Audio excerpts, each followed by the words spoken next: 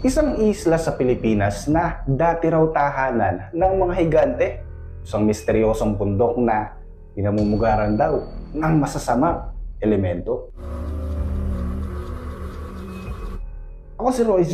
Welcome sa KN Thoughts. Halina't isa-isahin natin ang mga misteryosong lugar na matatagpuan sa Pilipinas at di umano'y pinamumugaran pa ng mga masasamang elemento.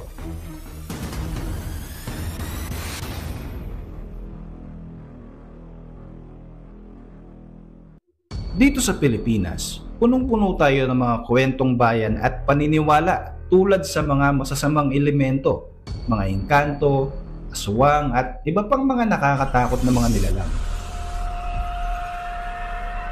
Maraming lugar dito sa bansa ang sikat dahil nga sa mga kakaibang kwentong ito na karamihan ay galing pa sa ating mga ninuno. Sa ating modernong panahon, marami siguro yung hindi na naniniwala sa ganito pero hindi natin may kakaila na marami pa rin yung naniniwala. Ang iba nga minsan ay gumagamit ng mga ritual o minsan ay mga anting-anting bilang pangontra. Meron sa mga agimat na iba-iba raw ang gamit.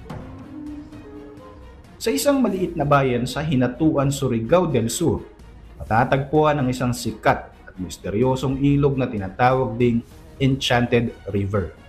Sobrang ganda ng ilog na ito. Bukod sa kahanga-hangang kulay at malamig na tubig sa Hinatuan Enchanted River, mamamangha ka rin sapagkat imbis na tubig tabang, ang ilog dito ay maalat. Isang bagay na naging palaisipan rin para sa sobrang daming eksperto. Ayon nga sa kwento ng mga lokal na residente ng Barangay Talisay, may isa ritong misteryoso at napakalaking isda na lagi nilang nakikita. Pero kahit na ito ay naglalangoy sa ilog, walang sino man ang makahuli rito. Tinawag na Enchanted River ang ilog na ito dahil ayon sa paniniwala ng mga residente, pinamumugaran ito ng napakaraming iba't ibang elemento na siyang nagsisilbing tagapagbantay ng naturang ilog. Noong 1999, sinubukan ni Alex Santos na magsagawa ng exploration sa cave system ng Hinatuan Enchanted River.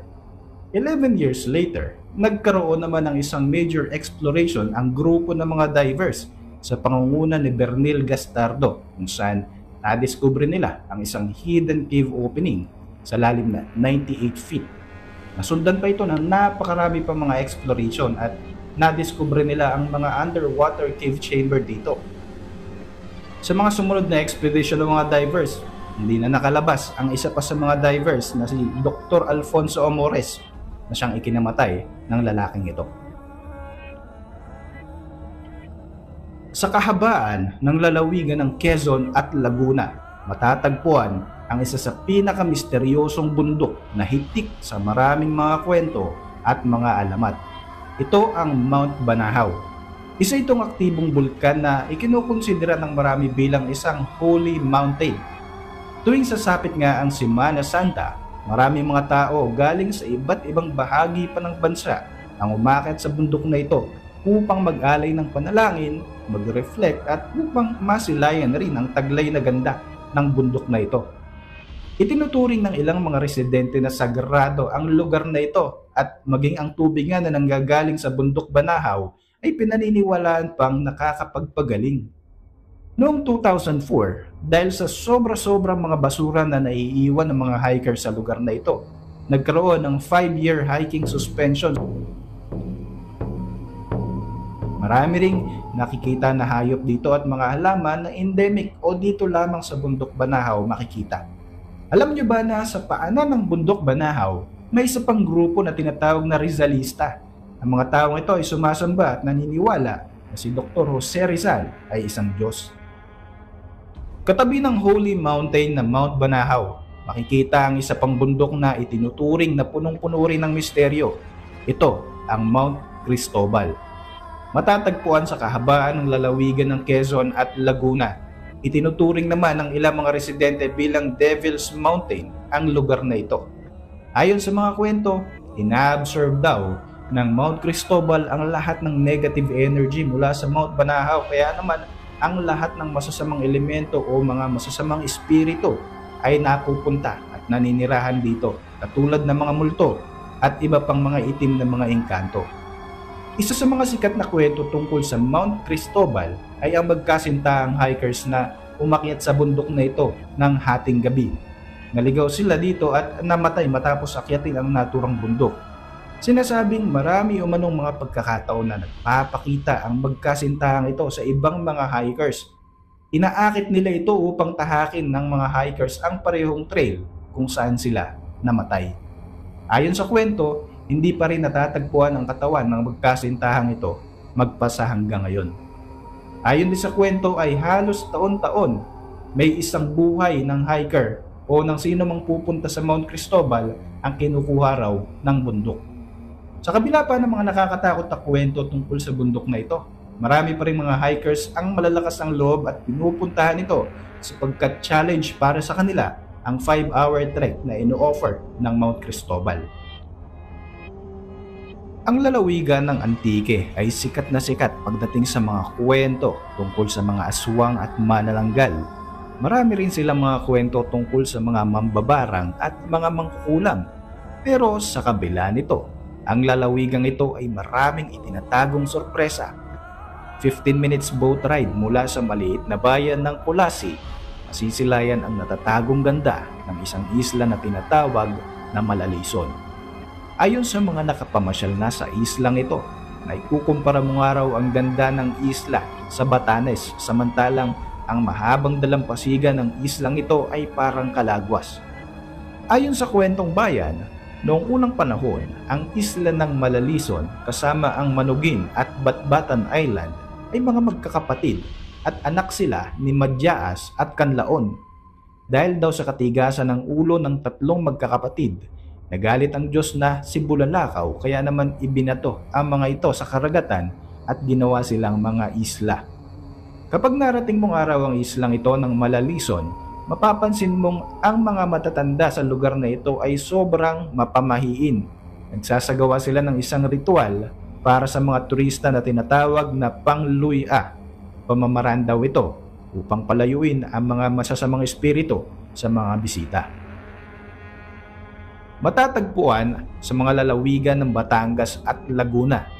Ang Mount Makiling ay itinuturing na isang inactive volcano na tahanan ng maraming magagandang tanawin at mga sikat na lugar sa ating bansa. Pinaniniwalaan na ang bundok na ito ay binabantayan ng isang napakagandang diwata, si Maria Makiling. Siya di umano ang nagpapanatili sa kagandahan ng kapaligiran ng bundok na ito. Sinasabing ang sino mang magtangkang sirain ng bundok ay ililigaw ng diwata at kung mamalasin pa ay matatagpuang patay sa kabundukan. Ilan daw sa mga survivors sa parusang ito ang siyang buhay na patotoo na nag-i-exist talaga si Maria Makiling. Sinasabi nilang may isang magandang babae sa gitna ng kagubatan ng Mount Makiling ang umaakit sa sino mang lalapastangan sa kalikasan. Kung di ka naman sa mga challenge ng Mount Makiling, pwede mo itong subukan. Bukod sa mga misteryosong kwento, kapag inakyat mo ang tuktok nito, matatanaw mo rito ang napakagandang view ng lalawigan ng Laguna. Dito rin sa bundok na ito ay endemic ang maraming mga halaman at siguradong ngayon mo lang ito makikita. Isa sa mga naging baluarte ng Pilipinas laban sa pananakop ng mga Hapones noong World War II ang Corregidor Island. Matatagpuan sa entrance ng Manila Bay sa bahagi ng lalawigan ng Cavite. Isa ito sa mga makasaysayang lugar sa ating bansa. Pero bukod dito, kilala rin ang Corregidor Island bilang lugar na maraming mga multo. Noong panahon kasi ng Philippine-Japanese War, hindi bababa sa 1,000 sundalong Hapon at Pilipino ang namatay dito. Ayon sa mga lokal na residente ay patuloy pa rin na nagpaparamdam sa isla hanggang ngayon. Ang mga bato sa dalampasigan ay makikitaan mo ng mga red spots. Pinaniniwalaang ito ay dugo ng mga namatay na mga sundalo. Kung hindi ka pa natatakot, sa gabi nga daw ay maririnig mo pa ang yabag ng paa ng mga pagmamarcha ng mga sundalo. Pero sa kabila ng napakaraming nakakatakot na kwento, marami pa rin ang bumibisita sa lugar na ito na talaga namang sobrang ganda. Marami ka rin pwedeng gawin dito sa Corregidor at ito ay exciting lalo na paggabi. pwede mong i-explore ang Malinta Tunnel para ikaw mismo ang maka-experience kung ano naging pakiramdam ng mga sundalo noong panahon ng digmaan. Matatagpuan sa lalawigan ng Iloilo, ang Islas de Gigantes o Islands of Giants ay isa sa mga sikat na destinasyon para sa mga turista. Maraming magagandang tanawin at masasarap na seafoods ang maghihintay sa sino mang bibisita rito.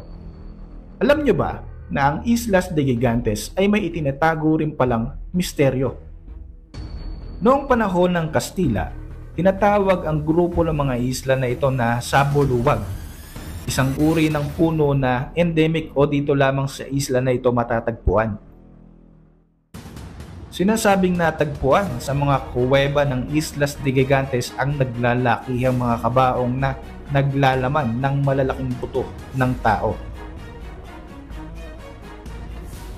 Mula noon ay tinawag na itong Islas de Gigantes sa paniniwalang noong unang panahon ay dito naninirahan ang mga higante sa Pilipinas. Pero bukod sa mga kwento o mga alamat tungkol sa isla, kapag ka napasyalan mo ang lugar na ito, marami kang pwedeng puntahan katulad ng Tangke, isang nakakamanghang saltwater lagoon sa Gigantes Sur. Tatagpuan mo rin dito ang isang matandang lighthouse na itinayo pa ng mga Espanyol noong 1895. Bukod sa mga lugar na ito, sobrang dami pa ng mga lugar sa Pilipinas ang nababalot ng misteryo at katatakutan. Ang mga ganitong kwentong bayan at mga pamahiin ay alam naman nating parte na ng ating kultura. Isa pa, ang kulturang ito talaga ang nagbibigay sa atin ng kakaibang saya sa tuwing tayo ay makakarinig ng mga ganitong paniniwala. Kung nagustuhan mo ang video na ito, baka naman pwede mo kong bigyan ng isang like bilang suporta. Mag-subscribe ka na rin para lagi kang updated sa mga susunod pa nating video. Para sa inyong reaksyon, mag-iwan ka lang ng komento sa ibaba. Hanggang sa mga susunod na video, maraming salamat sa patuloy at walang sawang pagsuporta.